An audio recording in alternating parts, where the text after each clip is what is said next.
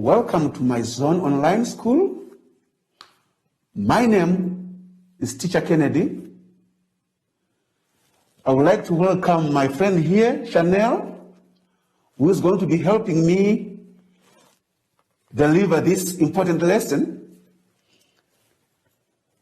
But before we get into our lesson, let's start by sanitizing. Let's squeeze our hands inside and outside, in between fingers. Yes. Let's make sure we are maintaining this social distance. It's important. And let's put on our masks. Right. Our today's lesson is going to be about gender and diminutives. Gender and diminutives.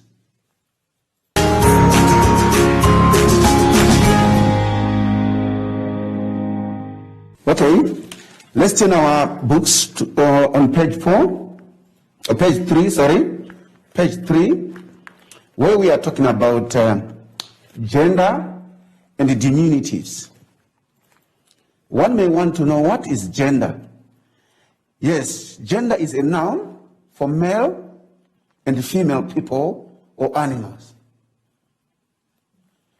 Masculine nouns are words for men, boys, and male animals. I understand you still remember that during the last lessons, you talked about nouns, and you were defining nouns as names of things, names of people, names of places. You talked about proper and common nouns. Feminine nouns are words for women, girls, and female animals. Those are feminine nouns. Masculine nouns are words for men, boys, and male animals. You must note this or understand, remember this. Every person or animal is identified by being male or female. Without it, we could not know its gender. I would like to give you examples of what we are talking about. Let's start with bridegroom. Bridegroom is the masculine. Bride is the feminine. King, masculine. Queen, feminine.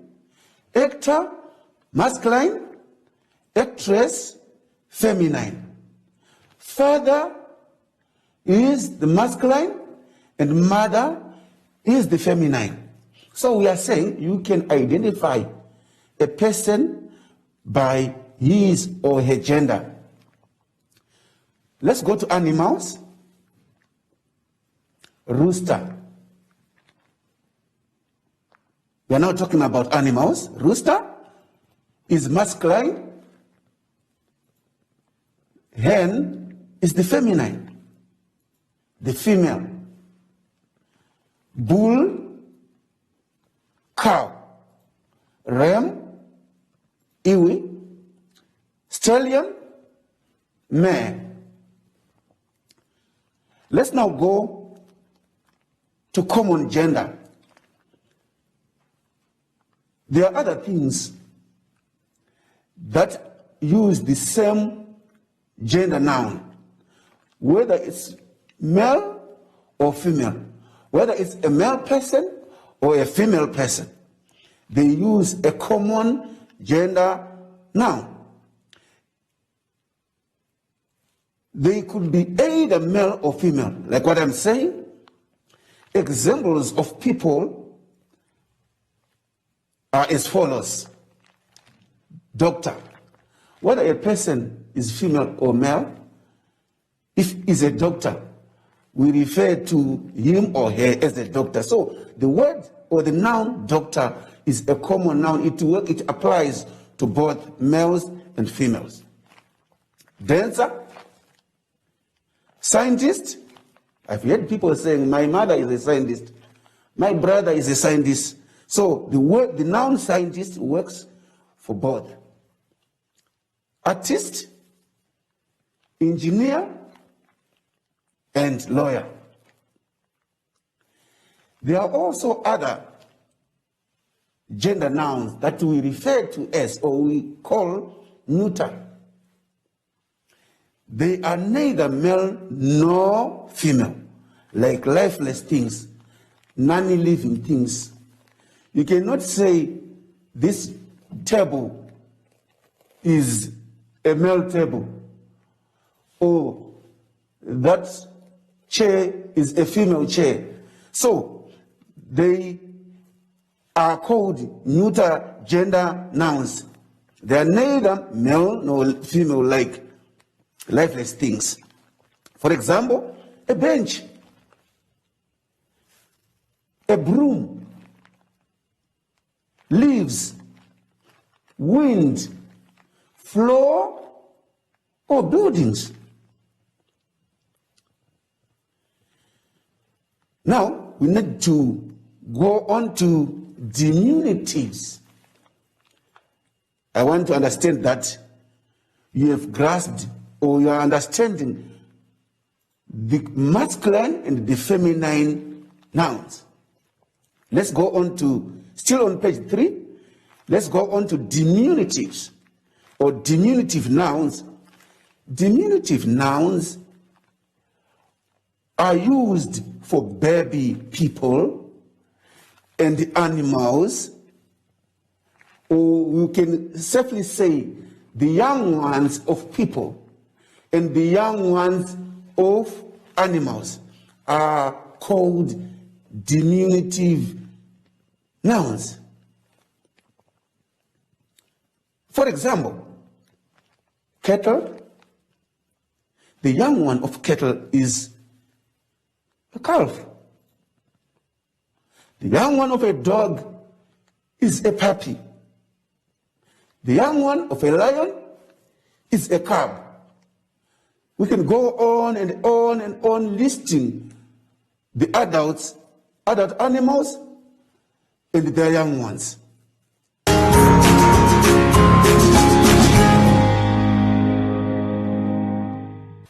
Okay, boys and girls, let's continue.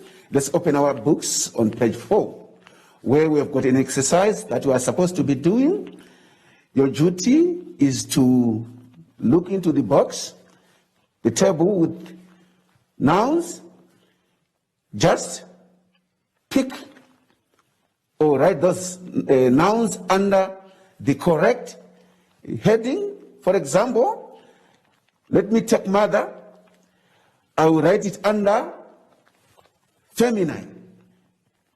Right? So, boys and girls, I think, or I want to understand that you still remember masculine, feminine, common gender, and neuter.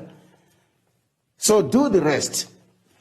Without wasting much of our time, let's turn also our books on page 5, activity 2, where you are supposed to fill in the blanks with the correct masculine or feminine nouns.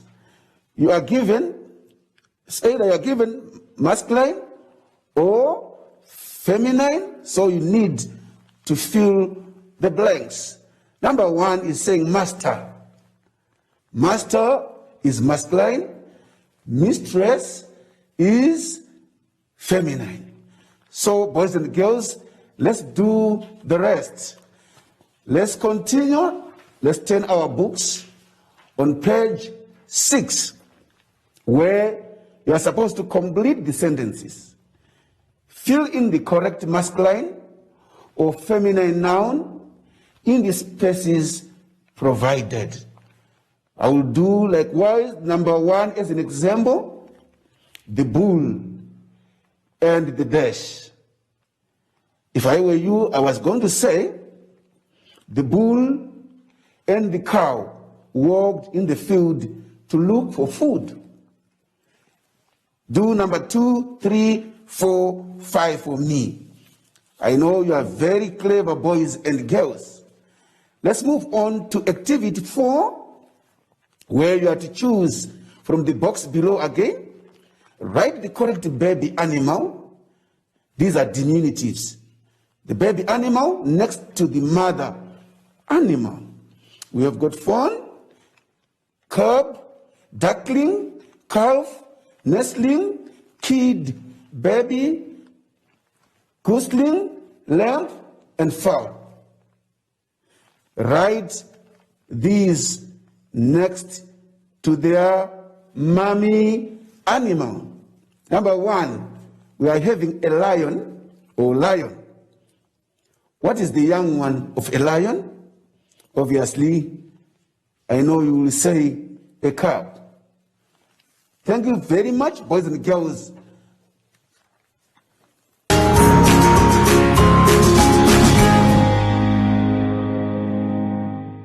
Let's turn our books on page 8, activity 5. There, we are having a comprehension. But our comprehension has got a lot to do with our today's lesson, where we are talking about diminutives and gender. But I would like to give you another skill for you to be able to understand comprehension passages. What I do is to read the topic first. Our topic is saying a holiday on the farm. A holiday on the farm. Then I will jump to the questions that are given about the comprehension. This will make it easier for you to understand the comprehension. I will read the question number 1 is saying, who did the farm belong to? Is this statement true? The children fought a lot. Number 3, name the 3 places the children look for animals. What was special about the calf? Which animals were aggressive? Where did the children have the most fun? What were they doing on the farm the whole time? What are tadpoles? Write down every gender noun you can find in the story. Write down every diminutive noun you find in the story. Now you know what you have to spot or to look for when you are reading your comprehension.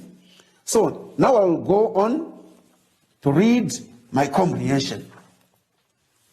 A holiday on the farm. The children came from all over the country to stay with Uncle Peter and Aunt Miriam on the farm. The cousins knew each other well and loved being together all the time. It was great fun to run around the farm and look into all the corners and cages. There were many animals kept in the barn too. The cow had a beautiful spotted calf. Under the tree were the chicken family, a rooster, hen, and chicks. All the ducks lives near the pond. Every day, the mother duck takes 5 ducklings for a walk to look for bugs. Aunt Miriam had a beautiful baby girl who slept a lot. So Aunt Miriam did not go to the fields. Uncle Peter said it was dangerous because the herd of elephants had a few cows with them. The elephant bulls and cows were aggressive.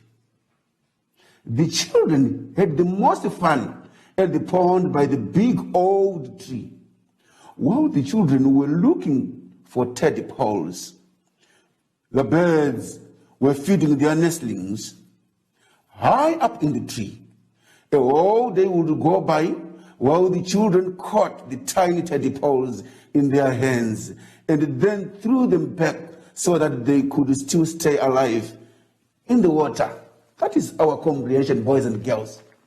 So, your task is to read the questions again and go back to the comprehension For example, number one is saying, who did the farm belong to? I will go back to my first lines, where he's saying the children came from all over the country to stay with Uncle Peter and Aunt Miriam. So that's how we look for the answers. Thank you so very much, boys and girls.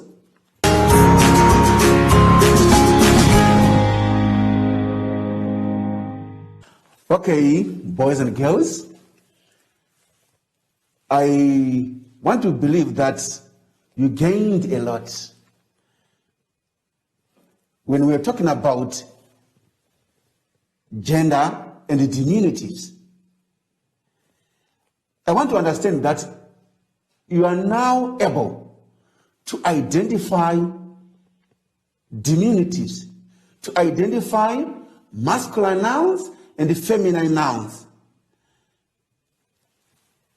You are also able to pick or to choose from the comprehension that I've read, the diminutives used in that comprehension, the feminine and the masculine nouns used in that comprehension. Thank you so very much for listening. Let's not forget before I go, to keep our masks on and to maintain the social distance. We also need to remember to sanitize every time. Remember, we are touching surfaces, we are touching desks, walls, and we are touching each other. So we need to sanitize and kill this virus. Thank you very much for now. Goodbye. See you in the next lesson.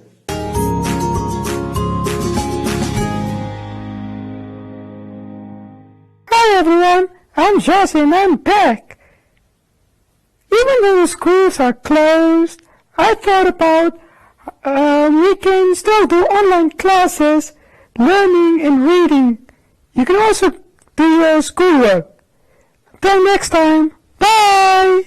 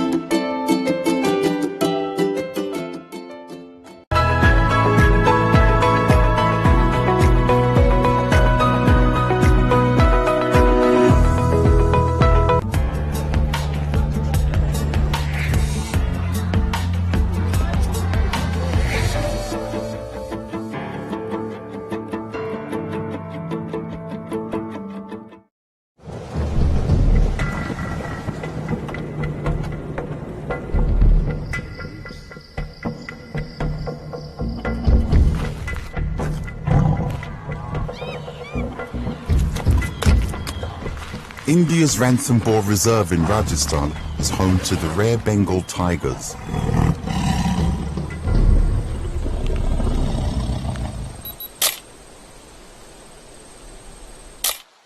Every year, John Isaac, an Indian-born photographer, travels from New York City to document the lives of these majestic animals. In the last 10 years, I think my interest has grown tenfold, and I'm very particular about the survival of the tigers. His goal is to make sure that people everywhere know about the grave danger Bengal tigers face: extinction. John holds seminars and photographic exhibitions from his visits to Ranthambore to raise awareness of the plight of these tigers. He's currently working on a book to document their dilemma due to an increasing human population encroaching on their territory.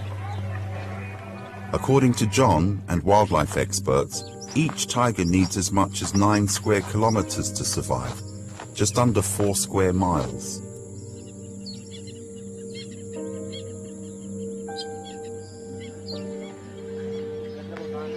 The relationship between tigers and people has always been difficult, but now, with much less territory to roam, tigers often wander into human settlements.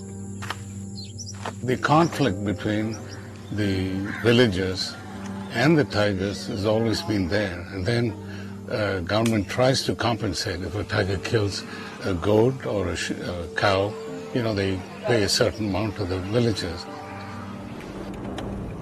In the past, tigers used migration corridors or routes followed by wildlife for travel between summer and winter habitats. Now these pathways have been taken over by people who use them as living quarters and to reap firewood. We are trying to work with the communities living around and trying to reduce their forest dependency so that we can conserve this corridor patch for the smooth and easy movement of tigers. Jamuna Devi, a farmer, lives near one of the migratory corridors. She used to depend on the forest for grazing pastures. Now, thanks to a World Wildlife Fund initiative, Jamuna no longer needs to rely on the forest for her family's survival. The secret? Introducing new alternative crops closer to her home. गई साल बोया हमने खुद ने, और ये तो अभी ये गई साल बोया है। ये आया होया कांदा है हम 25 रोज को तो तारीख को तो बोया ही है, और रोज बा में अंतर तो आगा भूलने लगा। The success of this project has led to even more changes. Jamuna decided to plant fodder for her cattle on her excess land to further preserve the habitat of the tigers. She has also switched to cooking gas so that she doesn't have to collect forest wood for fuel. जंगल में सब दुनिया ने जावे छोड़ दिया तो सब बे होगी, कोई काम नहीं करा, लकड़ी को भी नहीं करा, जंगल में जाने से भी परेशान है दुनिया।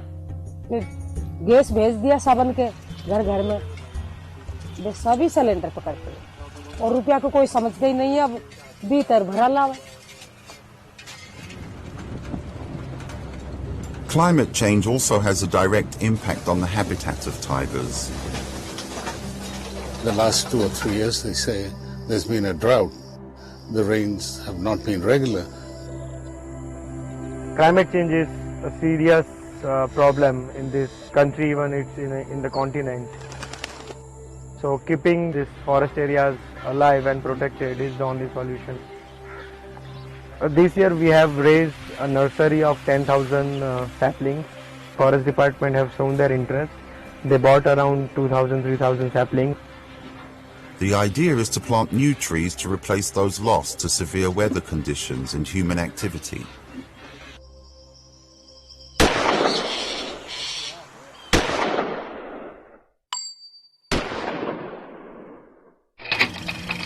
Poaching used to be a major threat to Bengal tigers, but thankfully the number of big cats killed by poachers has plummeted due to measures implemented by law enforcement agencies, resulting in less demand for tiger products. Especially the introduction of camera traps and digital apps, which automatically take photos of moving tigers and suspicious persons moving around in the forest. Every time I hear something like that, I feel so good, in some ways, some things are working, and so this is what drives me to come and do this. In my lifetime, if the tigers are extinct, I don't know how I'll handle that.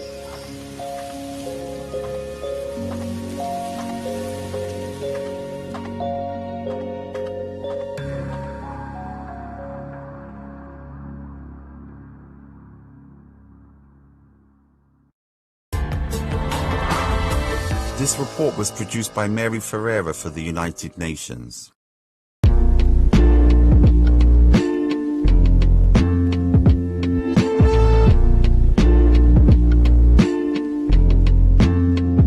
Hi beautiful people, this is Nikita Winkler and I am here to share easy tools for stretching that you can do just about anywhere. This is a demonstration, so what's most important is that you take enough time in each position that your body requires to release its tension. So let's get started. In this session, we will be stretching the ankles and feet. So first I'm going to spread my toes and make sure that my feet are grounded and aligned with my knees and my hips. And what you can also do here is lift one toe and then the other ones. This is really good exercise to strengthen the muscles in your feet.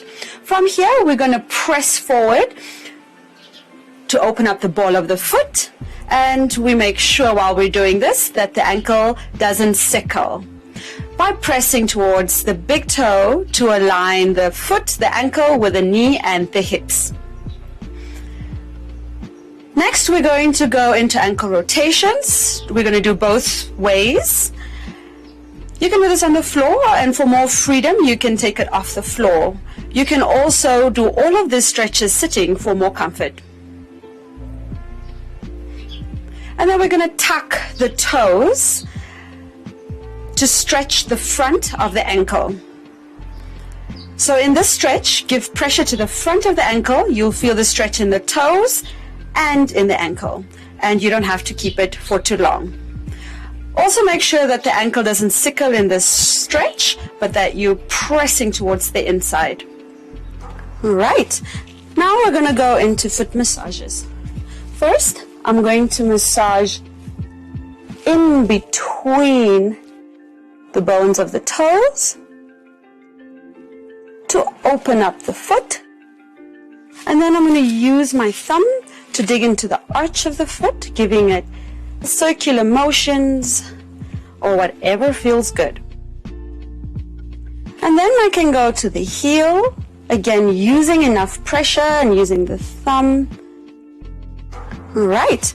If you position yourself comfortably for your foot massages, you can take as long as it feels good. So thank you for joining me. Don't forget to breathe and happy stretching. Akili, akili, akili, akili. Let's chase the germs away. Let's chase the germs away by keeping our hands clean. And when you want to sneeze or when you want to cough, do it in your elbow. Let's practice sneezing into your elbow. Are you ready? 1, 2, 3. Achoo! Again. Achoo! Yay! You did it! Germs, germs, germs. They make us sick. Germs, germs, germs. Germs, germs, germs are not your friends. When you're sick, you sneeze. Achoo! When you're sick, you cough, cough, cough. And if you achoo or cough